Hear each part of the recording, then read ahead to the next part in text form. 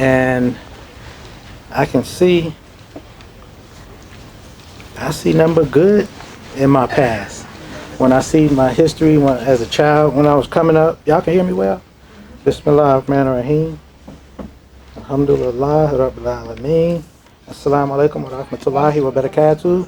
Peace and welcome. I'm not going to keep y'all here. I'm going to just let you know how I'm feeling right now. I had a hard time getting out of that seat sitting. I've been sitting there. The day has gone by. We've been here for a good 5 hours possibly.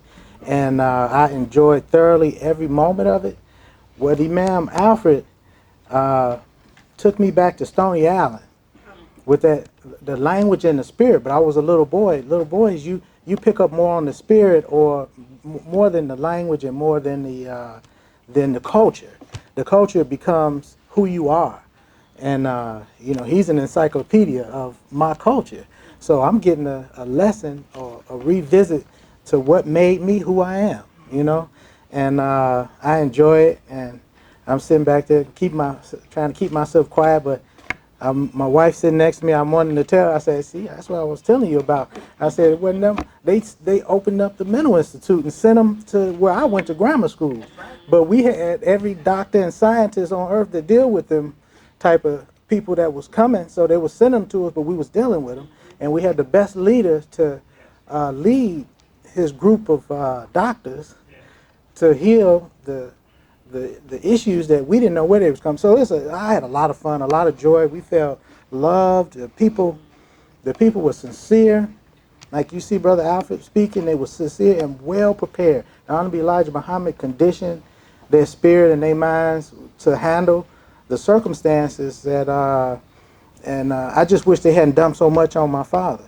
They dumped every evil, sinful thing. I mean the people in power, because it wasn't a cultural thing. I think the culture of African American people, of us as a people, were under such attack because Imam Muhammad was there, bringing in a new world, a new culture for America, a new mind for American people. And I'm not trying to paint a picture or nothing. This is fact. As they say, actual facts. That's a fact. Imam Muhammad was bringing something in that the people were responding to, and those that were in power. Human beings, it's natural to have a little anxiety when you say, oh, hey, guess what? You thought you was going to have this forever, but it's about to change.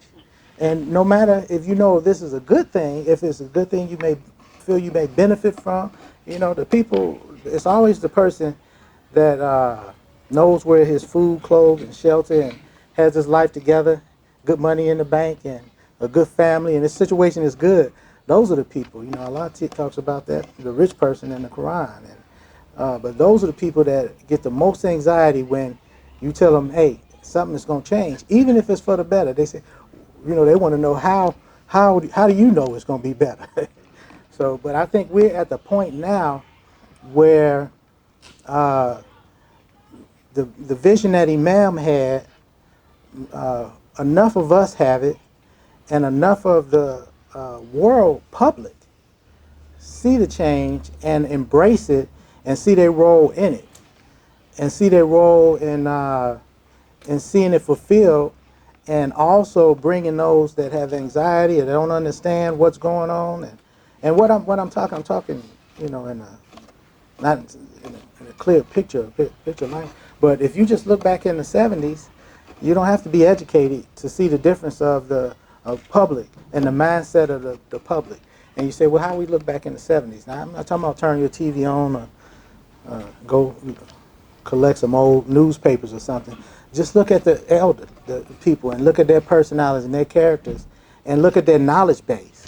Look at how you might feel your education, although you may not have degrees or gone to college, how your level of education and your interests, your appetites, are so much broader and bigger than your grandma, if you have your grandma or your grandpa, that they're wise and intelligent, but their appetites for life have evolved. A lot of them are where we are.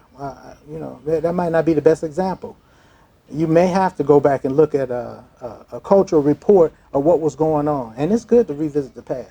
If you look at what the aspirations and what the life was and the concerns was for people 60, 70 years ago, it's a whole new world that's been brought in. And it's for the better.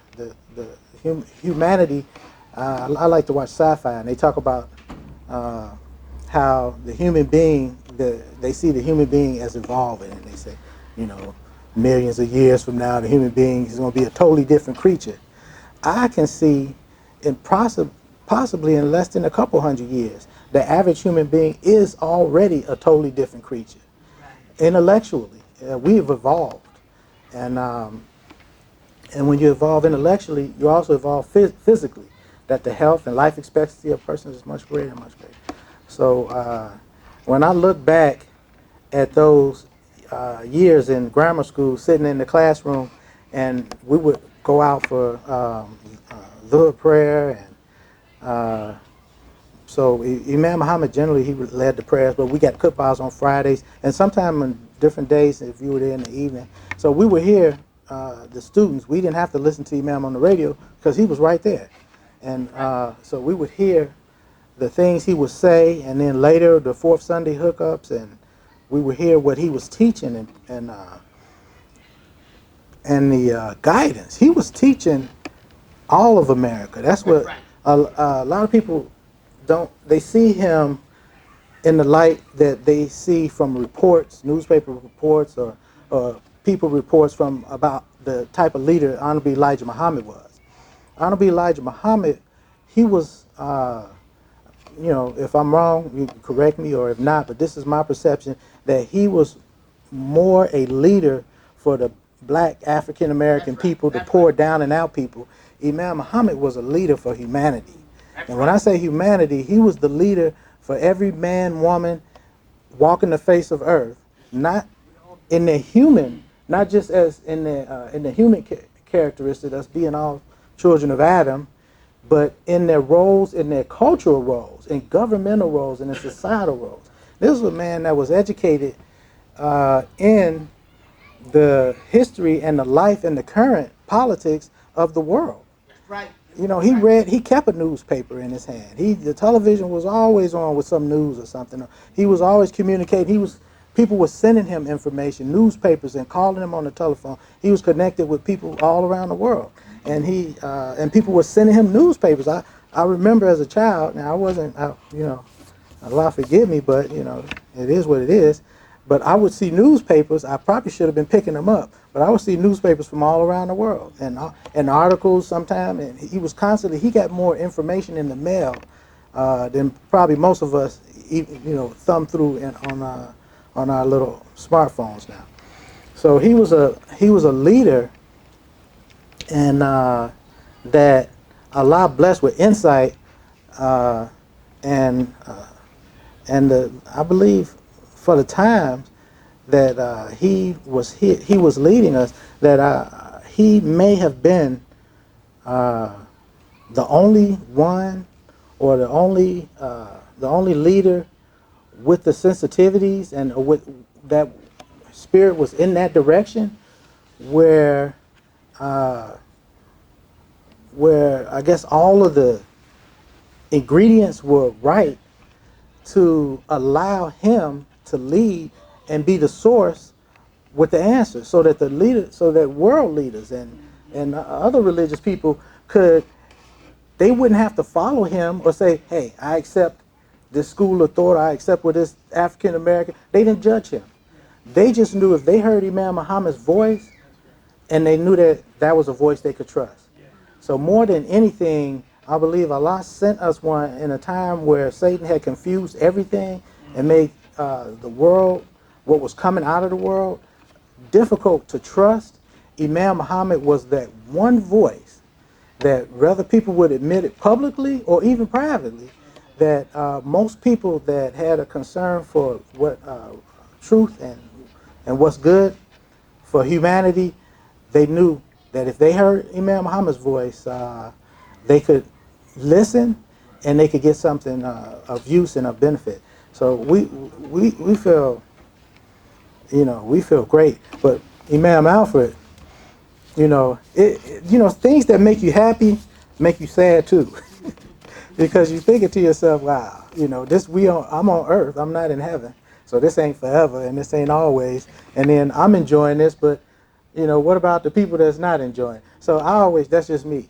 You can give me $1 million and first thing I'm gonna do is gonna break my heart, because I'm like, what about all the people need it more than I do? And then I'm thinking, well, maybe it's my job to make sure that they get it. That's just how I am. I could have a good time, enjoy myself, because I tell myself, I might need a vacation, or I need a break from my mind, my own head. And as soon as I get a break, and I remember, and I stop laughing and enjoying my children or playing or something, and which I don't do that. I have a hard time. I'm probably the acupuncture. He probably break them needles on me. He probably couldn't get one in one of my muscles. That's a joke, but it's some truth to it too. When I got my back X-ray, my doctor told me, she said, I ain't never seen muscles that dense. Didn't she say that? She said muscles not supposed to show up on the X-ray, the bone X-ray. My muscles showed up on that. So I was messed up, but that's another story. I did that. That was my fault. Overworked my back and something happened and the muscles just locked up. But yeah, it's difficult when you care because of your heart. That's what Imam Alfred said. He said it's heartaches. Yeah, but what do you do when your heart aches? Your brain works harder. Your brain is trying to heal that heart, and you want to do something about it. And that's the price of caring. Imam said the mosque cares, but the price of caring is gonna be some trouble in the heart. And you might not get no headaches, because that's one thing. The heart frees you. The heart allows you to benefit from thought. And it might keep you up at night sometimes, because you can't shut the brain down. But that's the benefit of having a heart. You're gonna have some pain, but your mind is gonna have too much that you want to handle. And so when I hear Alfred talking the way he's talking, I'm like, that's the life that drove this community to be the community that it is today. And I said, they didn't kill that in Chicago. I mean, the devil. I can say you had to come to Chicago, and he was on Stony Island at the time when all the heat was on Imam, but Imam had Allah's mercy, and he had something more powerful than the devil wasn't ready for him. I can't explain it. They couldn't mess with him. They couldn't touch him. So I would hear him speak, and then down the road, I would see the world, politics, television, education, whatever the situation was. I would see them coming to where Imam was 10 years ago, 5 years, and I said, wow. I said, why didn't they, support him then? But it's a fear of change. They said, well, if we got behind Imam Muhammad, then people would see we got that was from Imam Muhammad. So they had to wait, and even to the day, I believe that the science, I don't know if they have, but more so now than ever. I don't know if they accepted Muslims as equals in their field, or in the fields. I think Muslims, because of the curiosity, and so although it's us as a smaller minority, but there's a big Muslim majority that are coming over here and getting Western education, and the immigrant Muslims, and I think a lot of them are mixing up more with mainstream culture. So they have the Quran in their lips and in their life, their culture. They're Muslim, so people are beginning to listen and say, well, these Muslims have something, and we can appreciate it. But then you got a culture in America that's always been progressive and in the forefront. So what you think they're gonna do with the Quran? They're gonna take it. Right. They ain't gonna give you credit for it, but they're gonna take it, and that's better than nothing. Right. So they got the Quran. I see it. I'm a Muslim. My life, I breathe and live. I exist in the knowledge of the Quran. I'm no scholar, but I exist in the light of the Quran, and my whole life is the Holy Quran. If you don't know me, you can test me, you can try me. That's who I am. If I'm not, I don't exist. But that's who I am. So when I see Allah's message in the world, I see it and I know where it came from. And so I believe that the Quran is being embraced. They might not be embracing us or Muslims, but the Quran is being embraced, and the Quran through Allah and through the evolutionary, the education, what the value of the Quran on the material world, the material reality, on the spirit of the human being, on technology, on science, on culture, the power of the Quran is irresistible. It is going to advance, and nothing can stop it. So they pick up the Quran, the world's going to change. Yeah, and they have the Quran, and I think they beginning to trust it and rely on it.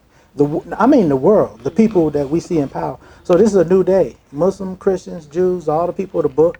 It's a new day for all of us, and I believe that the world is now on the course that the prophets had prophesied, and that Father Abraham had prayed for, and that Muslims and Christian Jews alike pray for the life of human beings and the future life of human beings. So I got way off course. No, I didn't. I'm on point. This is what I wanted to be on. But before I walk away, before I step away, I do want to say that I'm really excited about promoting, because we have like a month now, right? Less than a month. Less than a month for the convention, and I'm really happy about the way things have come forward, and just patience.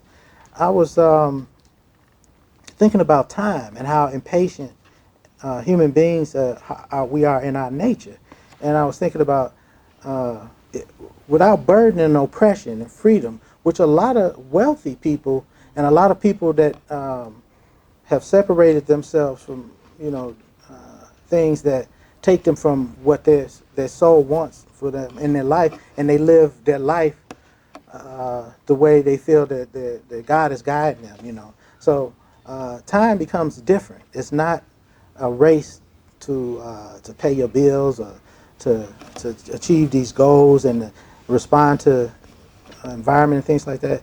It allows you to be able to follow your follow your spirit for progress. And by me being a believer under God, some people have good motivation, and they maybe that they're not following what they feel is God's guidance. They just may be a very talented person.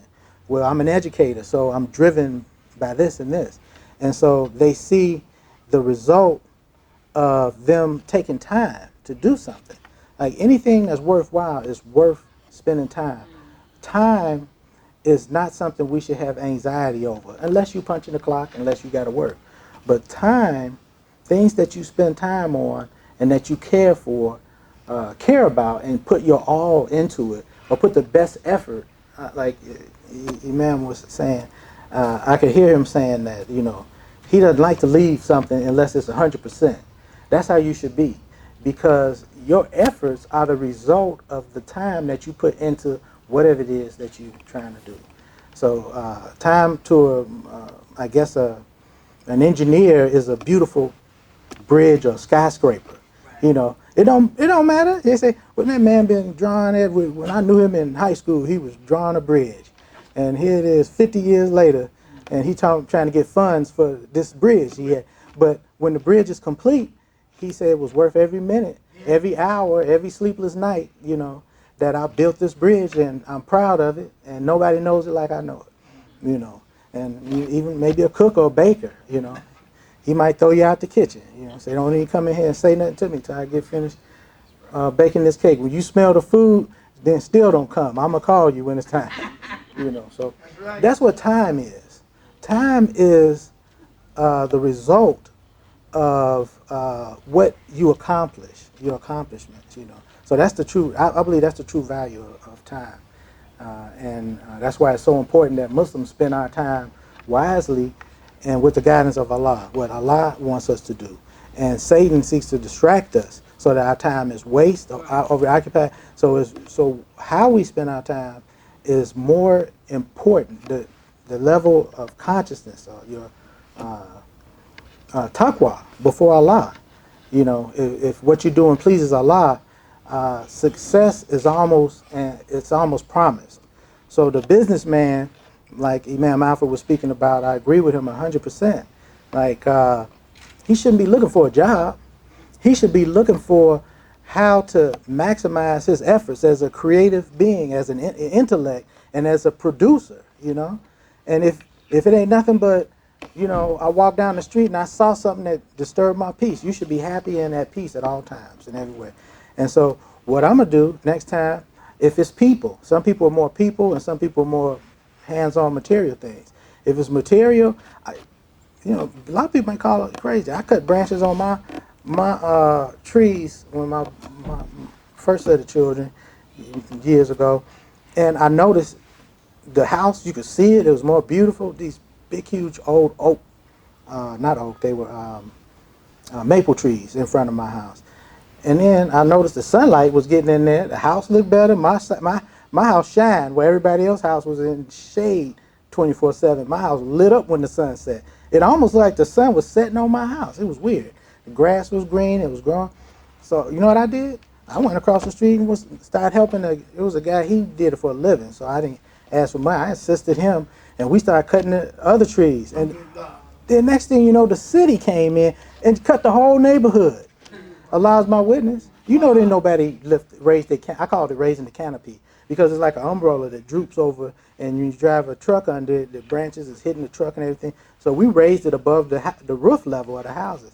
And now, before, you would see people stopping, because it's a nice big shady tree, and these trees, they say they put out, if it's so many feet, over like 300 gallons of water, precipitation into the air. So it's almost like you stand under air conditioning. I don't know if you ever experienced that. You can come off a hot parking lot, go into a park that has big old trees. It's 20 degrees cooler under that tree. It's like natural air conditioning. So just things like that. If you explore what makes you feel better or what bothers you, could be the blight on the corners. And if you approach it in the right way, those people, you stand out there and you influence them in any way you can. And then before you know it, you might meet a friend, and next thing you know, you bring them into the, as Alfred said in the old days, in the temple, but we bring them into the masjid or the center, and you may change their life. And that person be doing what you did on the corner, looking for other people that need their help. Yeah, and those type of things bring happiness and fulfillment in your life. When you don't stress and struggle and worry about, hey, I'm hungry. If I don't get food, I'm gonna die. Who ever died? Ask any Muslim that's fasted. The first time you fast, you might have thought, hey, if I don't get food in my system, I might die. But who ever died? So why get stressed out about it? So you should be trying to improve the condition of your environment and your condition that's in your soul and in your community, and the result of it we'll see that all those things that you feared, I don't have enough money, you're going to have more money. I didn't have enough time, you're going to find that you had a lot of time you just been wasting. And that's what I discovered. I discovered in my life that if you plan your life and create situations to improve your conditions, things that may have taken up a lot of your time, now things are put in place where that's not even an issue. Little things like mopping floors in our house. It might be because my children are bigger now. I don't know. I gotta weigh that one. But Dawa's 8 and she trouble. But I vacuum the floors every day, and you'd be surprised if you vacuum and dust and clean stuff. You don't have to pull out a soapy rag or a bucket. It's rare. You just take a rag. Oh, somebody spilled something. You get a rag and clean it up. But your floor doesn't get that dark gray look. And if you vacuum carpets on a daily basis, your carpet don't get dark and gray. So you go from shampooing the carpet once or twice a month, or however they do it, every 6 months. I know most people ain't that clean. But if you want to keep it really clean, you should shampoo it often, maybe 2 or 3 times a year. But maybe 2 or 3 times a year, that's the result of you vacuuming. You get the dirt out. You don't see it, but it builds up. So now you have more free time. You have a clean house, you have a clean situation, and having the tools on hand and things. So when you think like that to organize your life, believe me, it looked like I work all day, I play all day. Because I enjoy cleaning, I enjoy vacuuming, I enjoy cutting grass, I enjoy picking up trash and weeds, and I enjoy cooking, I enjoy picking vegetables in my garden. Ain't none of that work. Yeah, yeah, that's pleasure. But and you keep your energy and your strength up for that full day. You feel alive. You're alive. If I don't go to bed at the end of the day tired, sometimes I feel bad. I feel bad if I'm just laid around all day, and didn't do nothing. But that don't happen no more. Yeah. But alhamdulillah, it's truly a blessing to be awake and alive in this day and time where we're seeing the technology advance humanity and the science based on what was revealed in the Holy Quran over 1,400 years ago. I can't go right now, we don't have the time, to all the specifics, but I can hear the Quran, I can hear the words of the Holy Quran whenever I hear some great discovery or some advancement or something new is coming. I hear Allah's words speaking in the Quran. It's just that they're being embraced, they're just not pointing directly to that. And that is, to me, is the greatest mercy for us as a people, especially from this community. And in Jersey, we had a great time. We visited. There was a banquet, anniversary of a partnership with Muslims and Christians. We know the Muslims that have the nursing home, and they take care of the elderly, and it's really a beautiful thing. It's a blessed situation. You can see things when people do things that's good for humanity, and they're doing the work to serve humanity, because that's what Allah teaches us, that your service should be to your fellow man. Right. Your prayers are for yourself, and your service, the best way to serve, the best of us are the ones that are best for humanity. So they're serving the humanity, helping the elderly. So these are, outstanding people. And I had the opportunity to speak to them and to see them and to get to know some of the members and that were involved. And it was like a family atmosphere, And so I really enjoyed that. And then we went also, Juneteenth. We were there for the Juneteenth picnic. And that was phenomenal. That was really outstanding. And the most beautiful sight of the entire event is that you knew it was us because they had tarps for, that would have covered this whole lot that we on, the building and everything, where the believers were out making salat. We got there a little late for the picnic, so I think they were just finishing the little prayer. And it was a beautiful sight. And to see all the tents up, people selling their wares and a lot of people barbecuing and cooking, and they had a big stage. There was a band playing, and one of our leaders, a great brother who I love very much, and probably a day didn't go by that I wasn't thinking about him, especially when we're doing these programs. Imam Abdul Kareem Mohammed.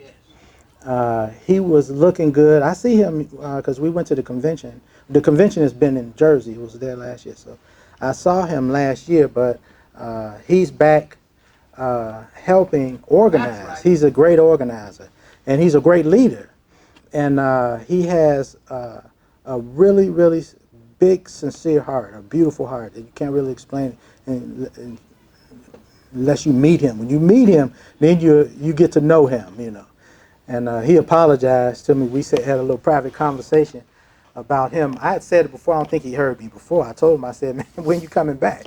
We need you, So he's back on board with us, helping us organize. I think he's co-chairing.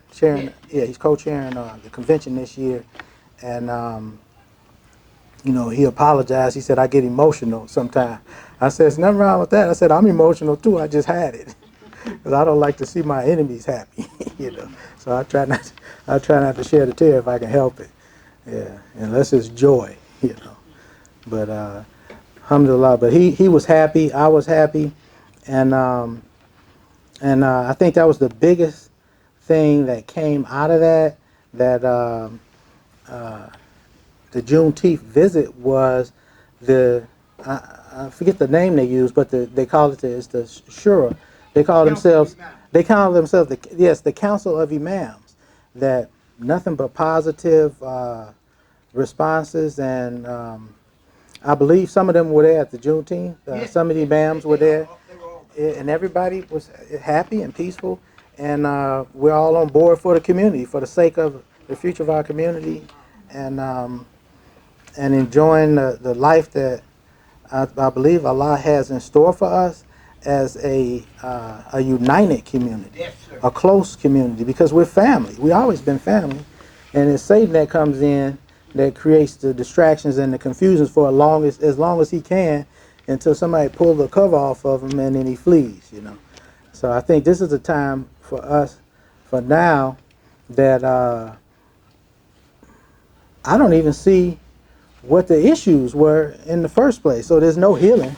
We don't have no healing period. I just told him it's time to go back to work, and that's what we're talking about. So we want to promote the life of this community, and Imam Alfred, nobody could have said it better than you said it today. So we have it recorded on tape, and inshallah we will post it on the Mosque website, because there's not a word. I don't think you wasted a single word today. No, he didn't waste a word. We need to go to work now. And anybody that listened to Alfred talking today, I'm behind him 100%, 200%, 1,000%. And if y'all allow me to have any private audiences of meetings with you, you might get to meet my grandfather. Because, Allah is my witness. Because if you ain't ready to do something that's going to make a difference in this community for our progress, then we should be ashamed of ourselves. Those of us that are males and that are men, that the door is wide open for us to establish Muslim life, community life, for us to take responsibility for ourselves and not to sit back like cowards and comment like spectators. That we should be proactive in the life of our community, protecting our young people, doing what Imam Mohammed said. And I said, it's a shame. Somebody mentioned doctors today. I said, yeah, I thought I had 2 doctors. I sent them both to, one of them had a full science scholarship, and majoring in science. And the other one was, but the devil is hard, but if I had the leadership, had my back, instead of people trying to, people often, they see you and they try to figure out how can they play games, but that didn't go on with Honorable Elijah Muhammad. Now, people got close to my father's children. They got close to us. But during the Honorable Elijah Muhammad time, you wasn't going to be whispering in the ears of his children or his grandchildren. Because the people forget I was young, but I'm a witness. I've been to heaven. Dr. King went to the mountaintop. I was in paradise. I witnessed the Jannah as the most as I could. Now I have to go to the real Jannah to tell you, oh yeah, I made a mistake. That wasn't the Jannah. But I saw the Jannah. To be a Muhammad in the time of the Honorable Elijah Muhammad, in the Muhammad family, you was in paradise. That's right. I was. I don't know, my sister might tell you something different. My brother might tell you something different, but I was in the Jannah. It was real.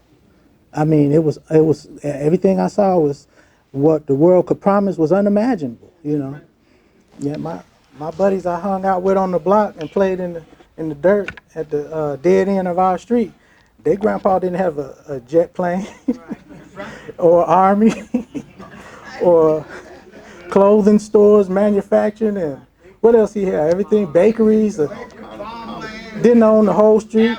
They couldn't walk down the boulevard, and every time you turn your head, there's a Muslim sister on that side of the street, a brother on that side of the street.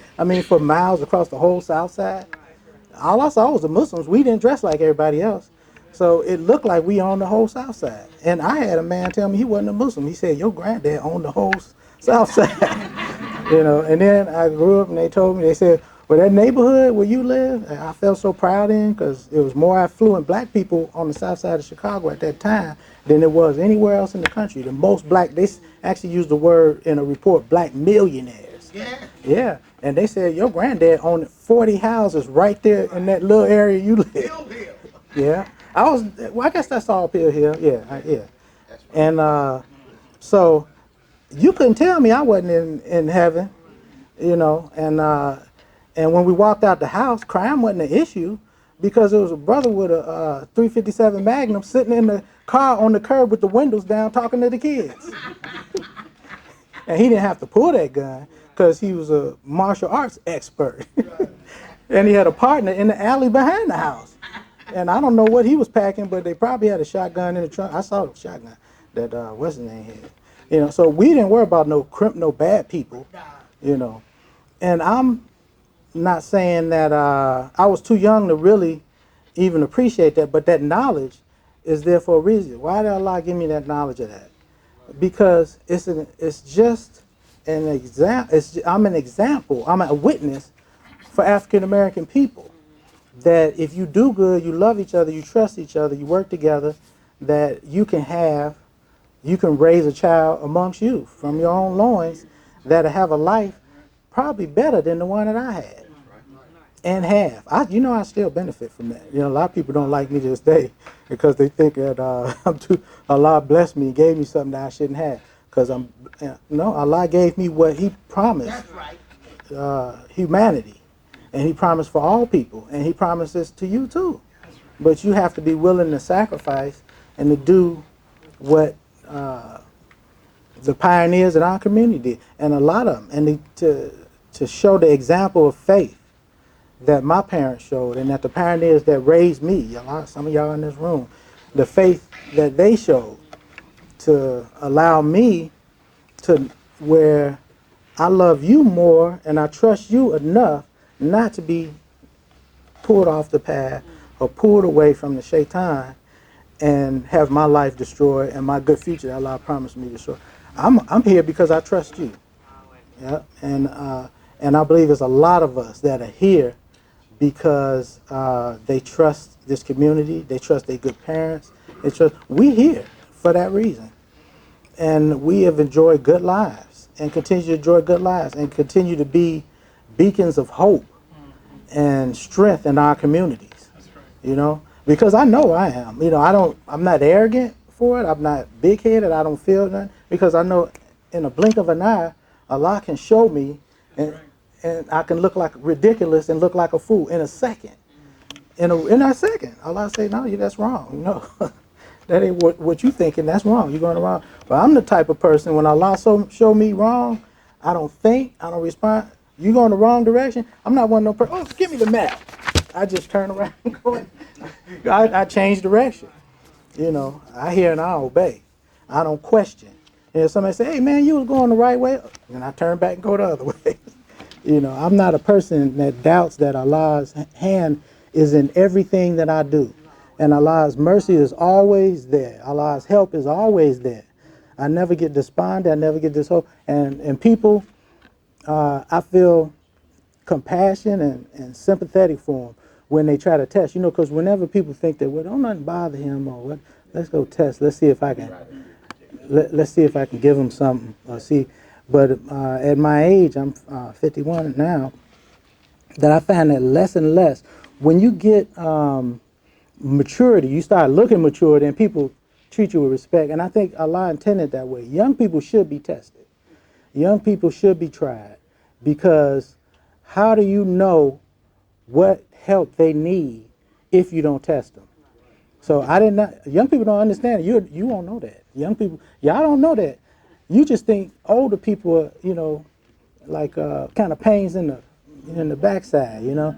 But really, they love you and they just want to see, like, I want to help him. Let's see how much help he needs. And you know what I used to do? I always try to show them that I can be humble and respectful, and I'm going to make them proud. I said, you thought you were going to see a bad boy, you ain't going to see nothing but a good boy, you know. And you show them the good side, and you show them, and they'll love you even more. And then they'll rest. They say, well, when I need some help, that young man over there, they say, well, hey, Wallace, people just always call him. hey, Wallace, come on, man, help me out. Grab this for me. Would you carry this for me? Or come with me. You know, I need you to help me with this. But that other one that's arrogant, they ain't going to say nothing to him. And so I used to find myself working side by side with a lot of gray-haired people just when I was a little boy.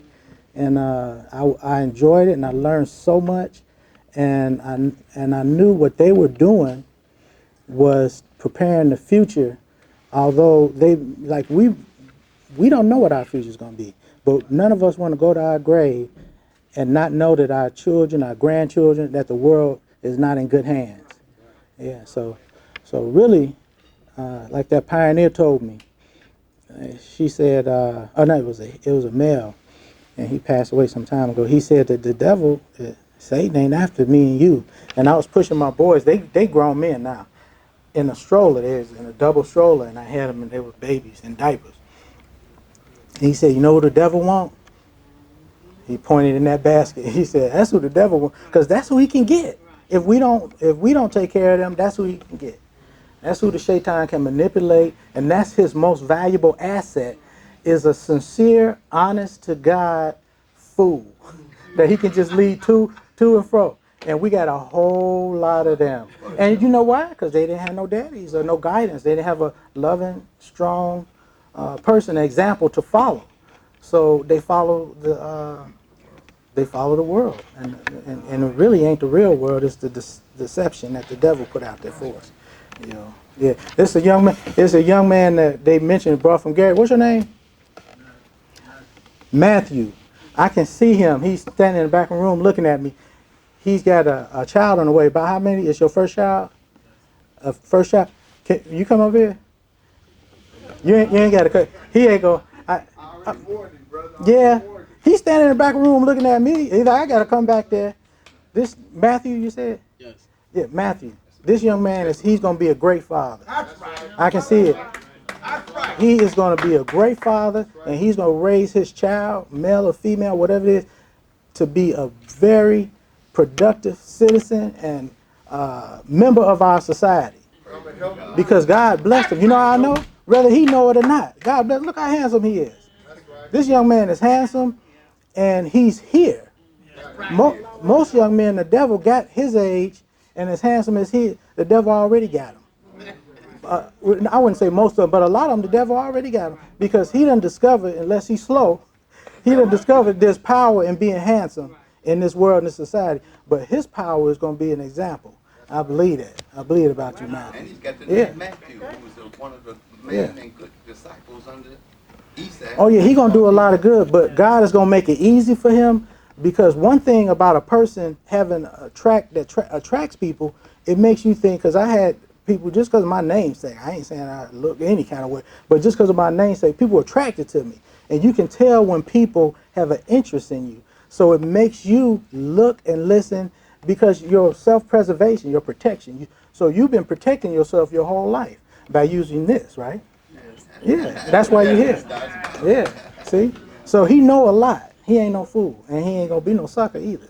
But I think he's going to be a good dad, and if he put his mind to it, remember God, and that God's authority. He's in control. Our God is not an idle God. Our God is involved in everything that happens. He has a power over everything that happens.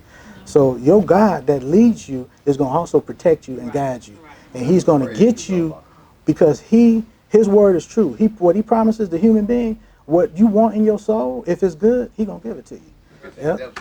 If you want good for your life, if you want healthy children, if you want strong children, if you want to be wealthy, you're going to get wealth. But you don't go after wealth. And you don't go after making your children do nothing. You go after pleasing God and his will, and God will guide you and give you that. Not in your time, not because you want it. Emotion, human beings conquer the emotion. And you have to make it submit. That's why when we become Muslims, the first thing we do is say, we call it a submission. Because what you're doing, instead of forcing your will, you're accepting God's will. And God's will is that he's only good. When bad happens, you accept that that's not his fault. It's your fault, because he gave you human intellect. Your greatest tool that you have is your human intellect and the spirit and the soul he gave you. You can protect yourself. You have to listen to the guidance of God that's in you. And the guidance that God gives you will tell you when there's trouble. And you know that, right? Yes. But if you run out there into the trouble, like you ever seen a farmer pray for rain, say it's dry, all my crops gonna die, and then when it started raining, he ran out there with his little precious seeds, trying to put them in the mud. Yeah. He wait till the rain clear up and the lightning stop striking. He might get struck by lightning, you know. He wait until it's peace, and then he can handle it. So you should be praying and struggling to keep peace, even though it looked like they say a bomb exploded over there. You don't immediately jump and run this way. You have to make sure you ain't about to jump and run into something that's worse than that bomb. You get it? So God, the greatest gift he gave you is this up here. And if you use it, remembering him, he'll guide you and he'll bless you. Yeah. Every rich man you know today is because he respected this and he respected his relationship with God. That's a big lie that they tell you that wealthy people is due to some corruption. That's right. The devil's free, but the devil ain't wealthy. The devil is poor. He's deprived. If he was presented in his real face, no one will ever follow the devil. But the good people are the ones that achieve success and progress. I ain't gonna hold you up here, but I know I'm gonna see you doing good because he already is carrying the mark of a believer. Oh yeah, yeah, and that's patience. That's patience, and that's submissive humility. And it don't take a lot to be successful.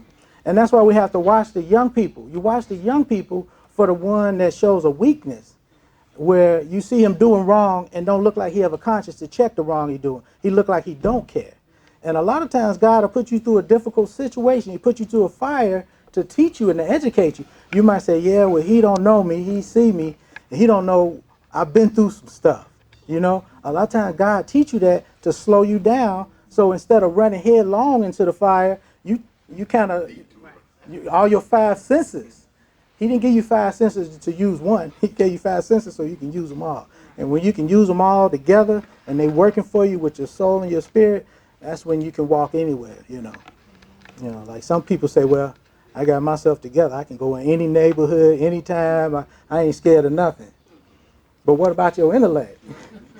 You read the newspaper, 17 people got shot down there, and now you're a fool. You're a brave fool. I know in some neighborhoods, I know I can go through and walk through, but I ain't got no business down there. Now if I got some business down there, now when, what's our brother's name, Abdul, from Atlanta, the Dawa, I go with the Dawa man. Now then I have some business. So we going down there to do some Dawa, to speak to the people and to try to help the people. But I'm not about to go hang out in the jungle, you know, with the bears and the tigers and all of that, you know, by myself, even though I'm bold enough and bad enough to do it. But that's foolish, you know. Yeah, that's like playing chicken, as they say. They also call it tempting God. Yeah, tempting God. Now that's the biggest fool. And some people, you know, that's a lot of our problem, that they want to know if God's word is true, you know, or if the people that trust God or say they trust God are all fools. I said test them. You go right ahead and test them, and you'll find out who the fool is. Yeah, alhamdulillah. I know it's late, and I don't smell the food. What happened to you? Usually we have food. Oh, okay, good. Okay. All right. I want to thank you all. Yeah, Mount Vernon, the Imam, what's his name?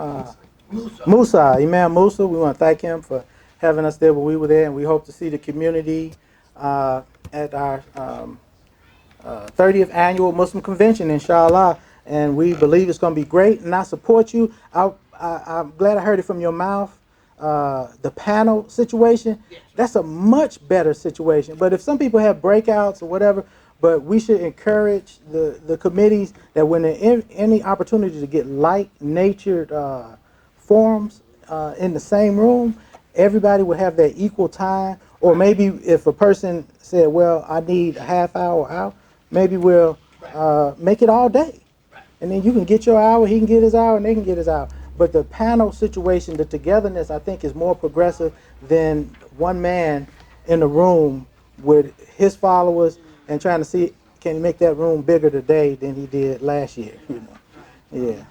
And alhamdulillah. But we still, the door is open, because we do have some imams that say, hey, I ain't no little 100-seat imam or something. I need an audience, you know. Well, you let us know that, and then we'll talk to you if you need a big room, and we may get a big room for you. You may have your big room, and you'll be able to promote your program and what you're offering to the community. And I even encourage imams to invite this national group that's going to be at the Doubletree with the Mosque Cares and with the leadership from all around the country. I encourage you to invite believers to your city and to your masjid to support you, because this is your community. Not that 50, 100, 200, 300, even if you have 1,000 people. Not the 1,000 people that come to Jumu'ah every Friday, but this is your community. This is your community, the community that you're going to see at the Mosque's 30th Annual Convention. That's your community. So you should have something to offer those people and offer the believers that are there, and invite them out to your city, invite them to benefit from what you're offering your people, and we can learn from each other. Inshallah. Thank you. Assalamu alaikum.